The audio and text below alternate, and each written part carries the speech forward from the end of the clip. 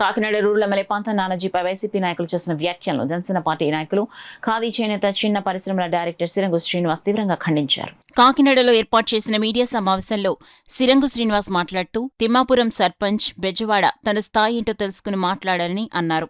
Rural MLA పంత నానాజీపై వ్యక్తిగత దూషణలకు పాల్పడితే party శ్రేణులు చూస్తూ ఊరుకోవన్నారు. తిమ్మాపురంలో జరిగిన ప్రభుత్వ కార్యక్రమం అనంతరం ఎమ్మెల్యే పంత నానాజీ చేసిన వ్యాఖ్యలను వక్రీకరించి రాజకీయ లబ్ధిని పొందేందుకు వైసీపీ ప్రయత్నిస్తోందన్నారు.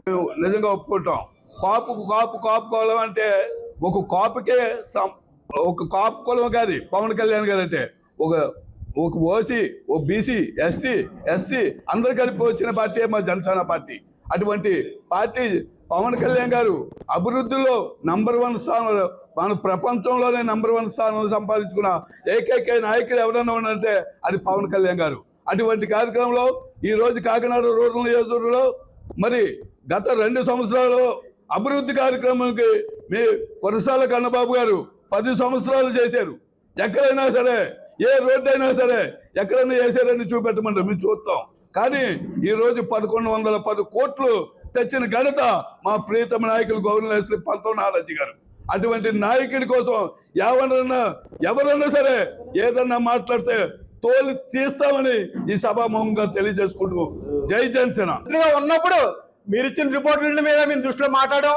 అప్పుడన్నీ కూడా మీరు కూడా అప్పుడు సమాధానం చెప్పలేదు. 1300 పట్టాలు ఇస్తే పట్టాలు నేమించి డబుల్ పట్టాలు ఇచ్చి వాళ్ళు అన్యాయంగా ఇల్లు ఖాళీ చేసిన వ్యక్తులు మీరు కాదని చెప్పి ఆ సందర్భంగా మేమందరూ పంత నానాజీ గారు మేమందరూ వచ్చి రోడ్డుకి ధర్నాలు చేసిన రోజులు లేదని కూడా చెప్తున్నాం. ఇవాళ అభివృద్ధి చేస్తున్నారు, మా నాయకుడు అభివృద్ధి చేస్తున్నాడు. అక్కడ పైన చంద్రబాబు నాయుడు గారు, పవన్ కళ్యాణ్ ఇక్కడ పంత నానాజీ గారు అభివృద్ధి చేస్తాడు. ఆ అభివృద్ధిని చూడలేక మీరందరూ కూడా ఏదేదో మాట్లాడి ఏదో గొడవ పెట్టి ఈ అభివృద్ధిని పక్కదారి పెట్టించి ప్రజలందరినీ కూడా ఇబ్బంది పెట్టాలనే మీరు ఉద్దేశంతో మాట్లాడతారు. కానీ ప్రజలకి మేలు చేసే ఉద్దేశం ఉంటే మీరు 151 సీట్ నుంచి 151 వద్దును, అందుకే 11 సీట్లు చేశారు ప్రజలందరూ కూడా. మీరు గుర్తుపెట్టుకోండి, ఈ 11 సీట్లు కూడా మీకు వస్తాయి లేదో కూడా మీరు గుర్తుపెట్టుకుని మాట్లాడితే ప్రజలందరూ కూడా స్వాగతిస్తారు. ప్రజలు కూడా ఎవరో అంత అమాయకులు ఎవరూ లేరండి. ప్రజలందరూ కూడా అన్నీ తెలుసు, ప్రజలకు అన్నీ తెలుసు. ప్రజలు మనం ఏం చేస్తామో చూసి ప్రజలు అక్కడ ఓట్ల రూపంలో మనల్ని కూర్చోబెడతారని చెప్పి ఈ సందర్భంగా తెలియజేసుకుంటారు. ఆర్పి రెడ్డి గారు, నిన్ను చూడటానికి అక్కడ దళితులు హత్య చేసి పాల్గొన్న వ్యక్తివి నువ్వు. దళిత నాయకులు హత్య చేసిన పాల్గొన్న వ్యక్తుల్లోనూ నువ్వు ఆర్పి రెడ్డి. జగన్మోహన్ రెడ్డి నీకు ఎప్పుడు అపాయింట్మెంట్ కూడా ఎప్పుడు ఇవ్వడం. ఎందుకంటే నువ్వు ఆర్పి రెడ్డి దళితుల్ని హత్య చేసిన వ్యక్తి. అటువంటి వ్యక్తి కూడా మా నానాజీ గారిని విమర్శించే స్థాయి నీకు. ఓకే, ఎస్,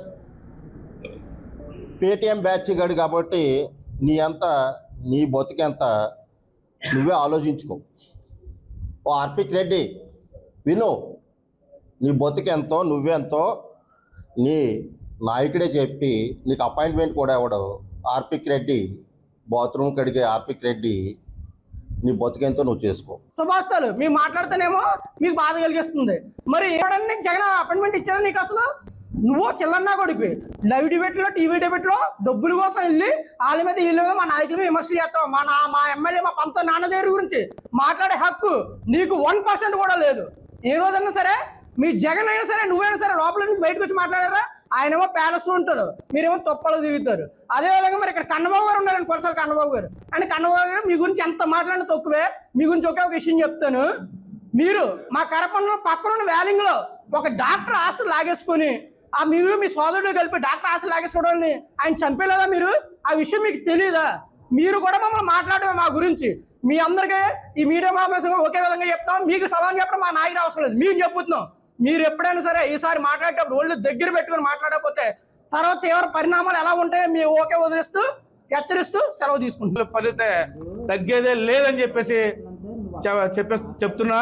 ఎందుకంటే ఈరోజు అందరికీ, అన్ని వర్గాల వారికి, అన్ని మతాల వారికి కూడా సమాన అవకాశాలు కల్పిస్తున్న పార్టీ ఎన్డీఏ కూటమి పార్టీ మాత్రమే. మా దళితులకి అన్ని రంగాల్లో కూడా ముందస్తు అవకాశాలు కల్పిస్తుంది. మరి అదేవిధంగా మా నాయకులను కానీ మా కార్యకర్తలు కానీ ఎవరైనా ఏమన్నా అంటే తగ్గేదే లేదని సభముఖం తెలియజేసుకుంటున్నా.